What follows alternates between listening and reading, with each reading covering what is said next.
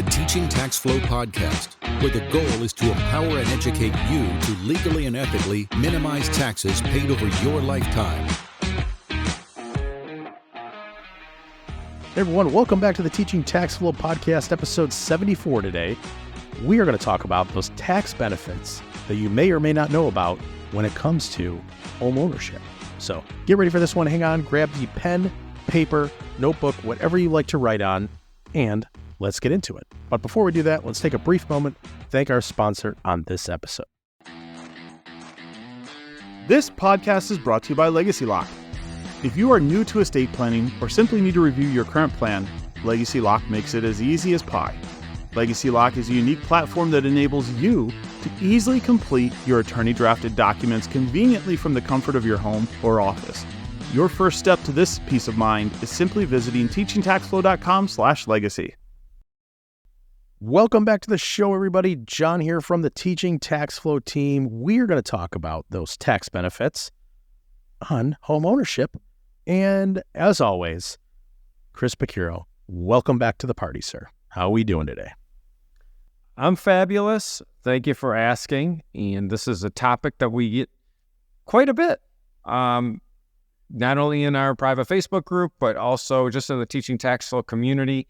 This is really interesting because home ownership a lot of times represents a lot of things that are non-tax related benefit. And we're going to dive into the tax benefits of home ownership because, as you know, John, tax laws are written to encourage and discourage certain behavior, and the government feels that owning a home and a high percentage of home ownership in a community is something that they want. But some of the non-financial benefits of home ownership is just pride of your home. A lot of times it's the first big purchase a couple makes when they come together. A lot of times it cements someone into a new community. So yeah, there's a lot of non-financial, non-tax benefits to home ownership. And I think that I don't know. I mean, I've rented before. I mean, I've been a homeowner for 27 of the last 20. I don't know, 26 of the last 25 or 25 of the last 26 years. We rented for 1 year when we moved to Tennessee when we were transitioning. But yeah, and it was just kind of, I liked our little place. Some fond memories that we rented for a year, but I didn't have that sense of permanence, if that makes sense. There's a lot of warm and fuzzies, and we'll talk about you get warm and fuzzies from some of the tax benefits too. But you know, it's funny that we do this, right? Because as Chris, as you obviously know, and a lot of our clients, friends, and family obviously knows. So my family lives still here in Michigan. Our house is about 170 years old. So sometimes I would love to go back and put me in a rental, put me in a condo. My brain cells and sanity would probably thank me. But yeah, all that aside, how in the world do people actually get tax benefits from owning a home? And we're gonna focus mainly on primary residence, which is the home that they live in, not rental properties. That's a whole other investment strategy, and a lot of detail goes into that. Huge benefits to that. But we are going to focus on the house you buy, the house you pay on or had paid on, and live in today. So let's start this off, Chris. Maybe I'll let you drive this one a little bit more than normal and really just kind of walk us through, again, kind of, what's out there? What do people have? What benefits do they have? When do they have them, et cetera? So I'll let you kind of steer this ship or drive the nail, whatever we want to say here. Purchasing a primary residence does have a lot of tax advantages. The majority of them, well, actually, they're varied. So let's start off with the lowest hanging fruit, which is going to be the ability to deduct expenses that would otherwise be personal in nature and non-deductible. So if you're renting a property, the rent you pay is a personal expense. There's no deduction for that. That's just the way it is. But if you own a property and you itemize your tax deductions, check out that podcast episode. I don't know what number it is. Probably should have looked. I love the shameless plugs. Yeah, exactly. You got to have at least one shameless plug. You know what's funny? Before we get into this too, you know what I always say, and I haven't said this in probably about 2 months now, is we're very good at not dating ourselves on how long we've been on this planet, but we've been doing this podcast for a while now. You do realize. So 70 some odd episodes every single week. And we really haven't doubled up on any topics. So I'm sure coming up here soon, we're going to have to start recapping, or I should say, getting back on some of them. There's been updates. But yeah, I just wanted to throw that out there. We are committed to this, sir. Absolutely. So we do have a podcast on itemizing deductions. We have a podcast on mortgage readiness with our friend Brenna. But anyway, if you itemize your deductions, your mortgage interest, your property taxes. Now, again, I am aware that there are some limitations to the state and local income tax deduction. And by the way, that might change with some pending tax legislation. But your property taxes, your mortgage interest, and any mortgage points paid are deductible, meaning they can offset your taxable income instead of the rent that you're paying just not being a deduction at all. That's probably the one of the primary benefits, but also it's a benefit that just keeps giving year after year. So though the fact that the majority, if you have a house payment or you have a mortgage payment, it gets broken down into your interest portion and then principal. Principal is paying down your loan, but any of that mortgage interest deduction is deductible, especially with mortgage rates a little higher now than they were a couple of years ago. That deduction could be more valuable. And then points. Points are something that you pay when you obtain a mortgage loan at the beginning of the loan.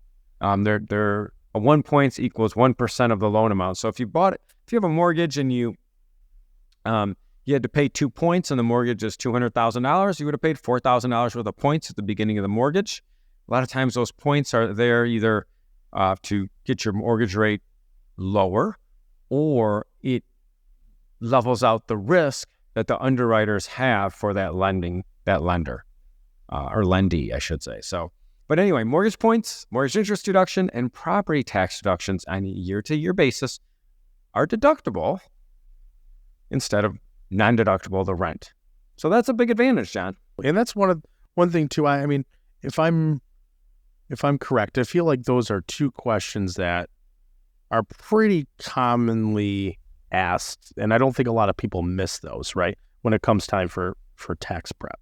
I mean, even some of I wouldn't say some, I believe all of the softwares out there that I've ever come across, the DIY ones, they ask those questions. Pretty cut and dry. How much was your mortgage? How much was your interest? You obviously get those statements from your mortgage company, so from your lender every year. They're pretty cut and dry. There's not a lot of gray area in that. And then obviously property taxes. That's a big one. Right. For traditional mortgage, you're going to receive a Form 1098 at the end of the year, and that will report your mortgage interest and points. But it also, if you have an escrow account, it'll also include your property taxes. The only thing you need to be aware of is a lot of times those mortgage servicing companies can change. So even though your mortgage is the same mortgage note, you may have more than one servicer. So sometimes as a tax professional, a client could submit their mortgage statement to us and we're like, gosh, your mortgage interest is half of what it was last year. Okay, because the mortgage company changed and they will actually have to dig up that second statement by no fault of the taxpayer.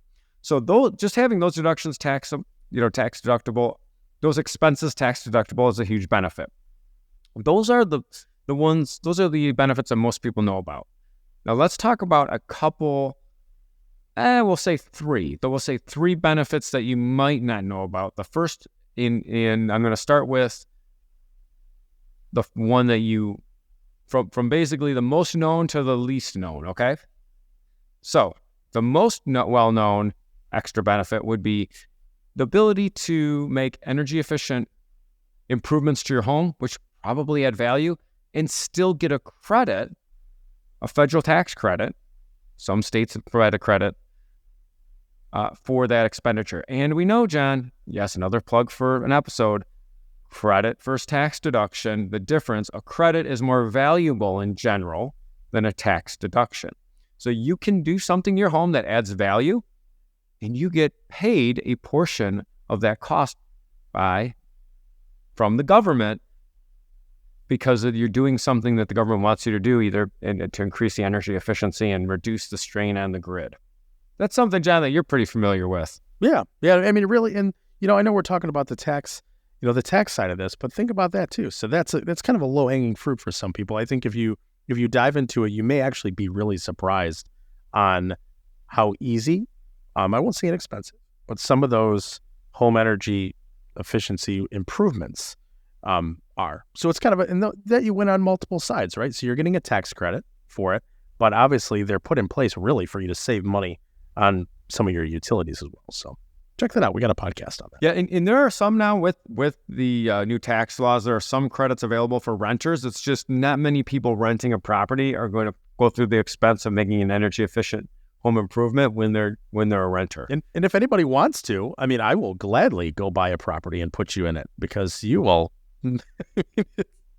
Let's be honest. Be the dream renter. Right, man. Right.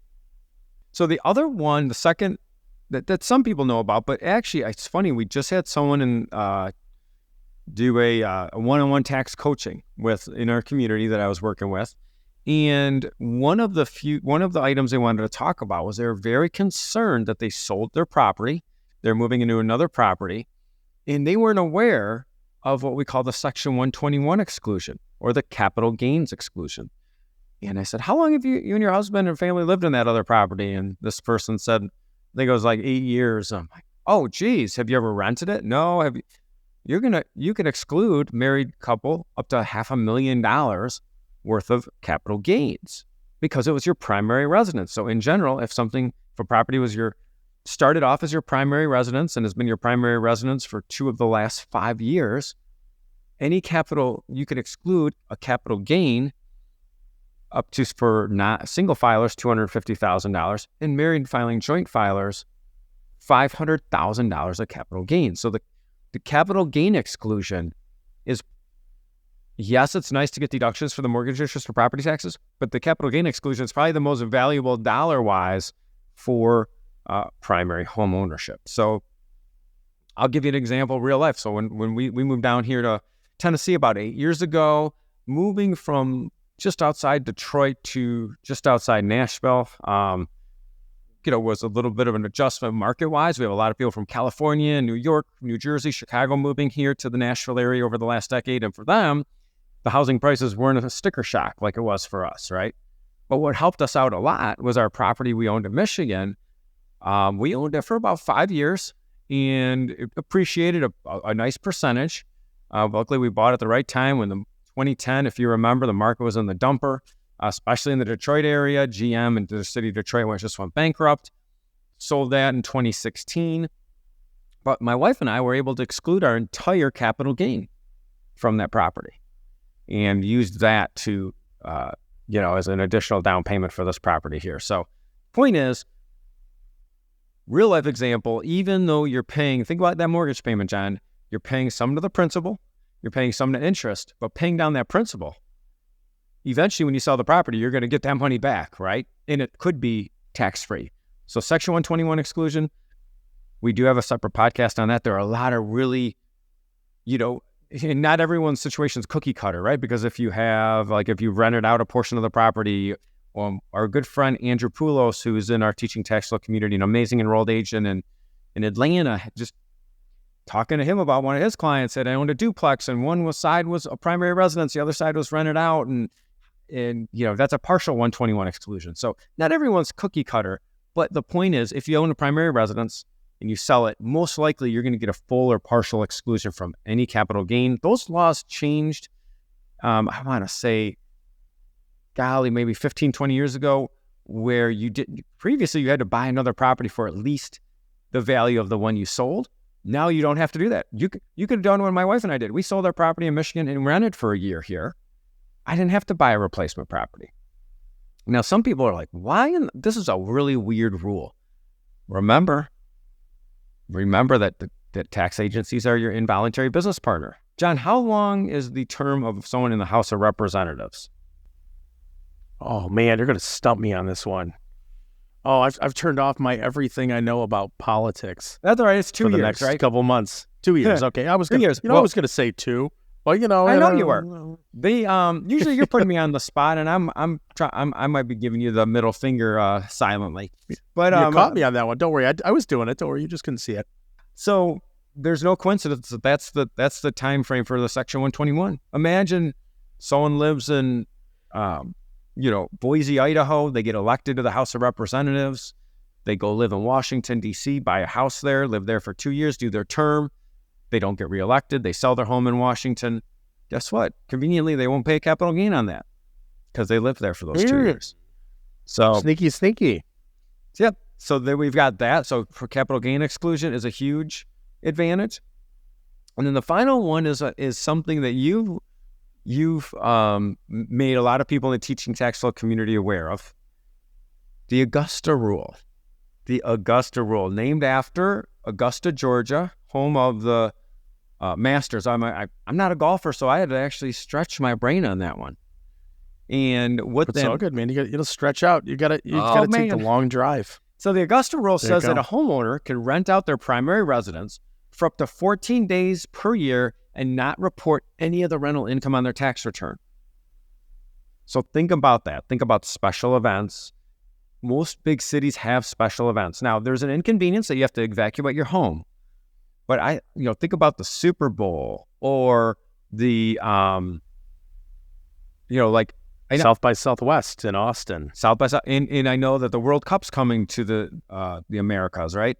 So if you live in an area and you want to rent your house out for 2 weeks, yeah, there might be some partying going on. There might be some, but guess what? If you can rent your house out for a couple of weeks and pocket 5, 6, maybe 10 grand per year, that's tax free. So especially if you live in like Indianapolis area and you want to rent your house out for the Indy 500, it doesn't matter. Rent your house out for up to 14 days and absolutely exclude all of that rental income from tax. There are some special rules for people that own businesses and rent their house to their business under the Augusta rule. It goes beyond the scope of this podcast. If you have questions about that, jump into our community. But yeah, the Augusta rule, and I'm telling you, think about the Daytona 500, or it could be any, especially any city that, even think about Northern Michigan, right? I mean, during 4th of July week or Labor Day week, a lot of people that live in those smaller communities, it's fun to be around, but when you've got 10 times the amount of people that are in your community that are usually there, if you live there, you want to get out of there. CMA Music Fest here. I mean, Nashville, in Franklin specifically, we have so many events that we could evacuate for. Well, I'm going to wait. I'm going to be leaning on you a little bit for this one here for a little bit of forecasting. So we all know that you're going to go pro in pickleball very soon. Oh boy! And by the way, I'm the one that threw this out there now. Usually it's you that talk about pickleball. So I'm going to lean on you to tell me where the world championship of pickleball is going to be. I'm going to go buy a place there and be ready to rent it out. So that's a good question. I'm far from there. Unfortunately, the last week or so, I feel like I haven't been on my A game. But I guess I don't know what the world championship's going to be. But that's all right though, John. It might not be in the United States, first of all, so you wouldn't get the Augusta rule. But in all seriousness, I mean, there's a lot of tournaments in Arizona. Think about spring training, for a lot of baseball teams in Phoenix area and all over Florida. So there are a lot. John, you live outside a certain college town that I don't love. Your favorite place. That's T. Oh, we know you're a Wolverine. If you live in a college town like Ann Arbor, Michigan, you could rent your house out for the weekend 7 times to people that want to tailgate, that want to come in for football games and pay no tax on that. Not a bad gig. Beautiful thing. No, not at all. Maybe I'll go buy a farm, start growing cucumbers for pickling, and then I'll build a pickle. Anyway, this is a whole other topic. But yes. But that's it, Chris. And all joking aside, right? I think a lot of these, and again, as I mentioned in our previous show, really our purpose here is to I shouldn't say expose. I don't want to make it sound like we're the relationship scandal podcast here, but really just put it in front of people that these opportunities do exist that really aren't top of mind for the average taxpayer. They might think of it as, wow, great, I can write off my mortgage interest. And they're excited about that because they didn't know you could even do that. But so many other things. And as we talk a lot about in real estate investing on that side for our REIs, our real estate investors, all those efforts are built around tax strategy because it's based around money, right? Like they treat it like a business. It is a business in its sense. So if you plan on owning a home, there are X opportunities. Well, and typically, communities, no matter what the socioeconomic landscape is, typically communities that have a higher percentage of home ownership have a little more stability. Home ownership does create property tax revenue. It creates more sense of community, and so there's a lot of value to a community where you have a high percentage of home ownership. So, yeah, I mean that's so that's something to consider. Now, obviously, if you buy and sell a property, there's some costs associated with that. So if you're only going to be in a home for a short period of time, you've got to factor that out. But in general, a lot of times we hear people, well, yeah, I want to buy a house because there's some, it's good for taxes. If you ever push anyone on and say, what do you mean? How does it help you? A lot of times they don't know. So if you do that, point them to this podcast and we'll say thank you very much. Absolutely. As I mentioned in the last show, I think I said it as, if you don't listen to this, well, we can't be friends. But, maybe what we'll do is, we talked about the Augusta rule briefly. Maybe we'll create like the teaching tax flow rule and push that along. But really all it would be is based around what we're doing anyways, helping legally and ethically reduce the taxes you pay in your lifetime. But thanks, Chris. Thanks for running through this, man. Some of this obviously I knew about, but it's good to hear it and kind of see it all laid out, in one space. And in a sense, you kind of create a checklist. If you're thinking about buying your first home, if you're thinking about, should I get rid of this, move into a rental, et cetera. I mean, obviously a lot of factors play a part into that, just not how much I can write off come tax time. But again, go check out some previous episodes. We have a lot of what we have talked about even to date. We've been doing it a while, like we talked about. It really kind of leads up to this. So I'm glad we did this one in the middle of some other topics that we're planning for. And as always, as I close out, we will see everybody back here, same time, same place, here on the Teaching Tax Flow podcast next week.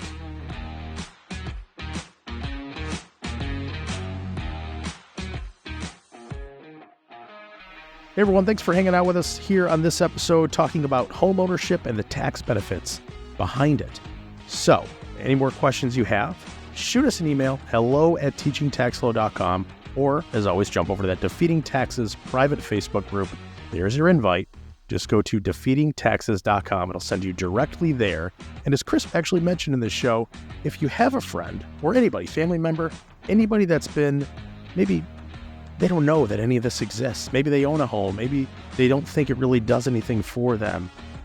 Send them to this podcast. Let them listen to it. Or even better, you listened to this podcast. You go to the dinner table and you share your knowledge, and you can take credit for it. Don't even tell them you heard it from us. You take the credit.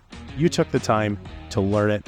That's what we are here for, to educate and empower you to reduce your taxes and make you smarter come dinner time with the family and friends. So thank you again for joining us. We will see you very soon back here on the podcast.